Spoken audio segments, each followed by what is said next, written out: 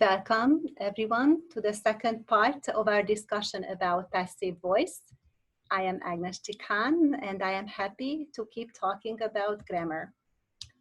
As we have discussed in the first part of the presentation, passive is common in official writing. And in this presentation, we are going to focus on how to use passive to make our communication more polite, because we can use passive to avoid confrontation and accusation, because we don't mention names and we don't point our fingers on anybody. On the other hand, we can also avoid taking responsibility. Let's look at this short email.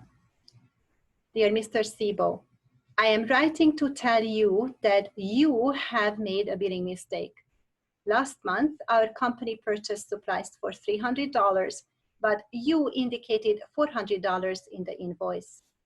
I would appreciate if you could correct the mistake. I hope you could hear from my voice that the first two highlighted sentences sound very rude. You have made a billing mistake. You indicated $400. It's much more polite to use passive voice instead. We believe a mistake has been made. However, a total of $400 was indicated in the invoice.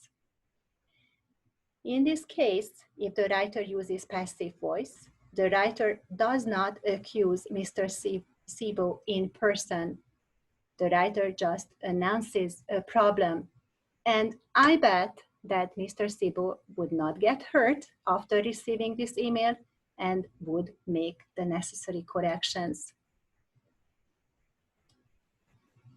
We can hear lots of sentences when the management or the leadership has to announce new rules and regulations. And in most cases, these sentences are again in passive. New policies have been implemented, or you are expected to work overtime as needed. Here again, passive is more polite. It indicates that as no names are used, basically we don't know who has made the decision about these things, or we don't know who is responsible for them. I use these particular structures when I have to tell about homework or tests to my students. I don't want to look like a mean teacher when I tell you are expected to do homework. I don't tell them you must. I tell them you are expected to. Look at the following example. You told me that I could complete the task in the simpler way. Okay, this person avoids taking responsibility for his or her actions.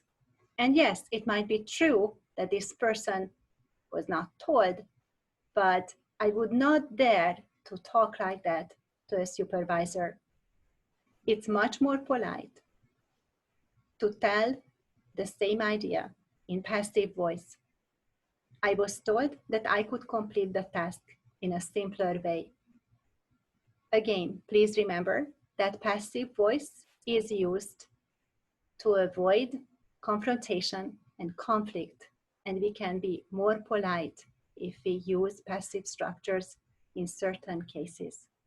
Thank you very much.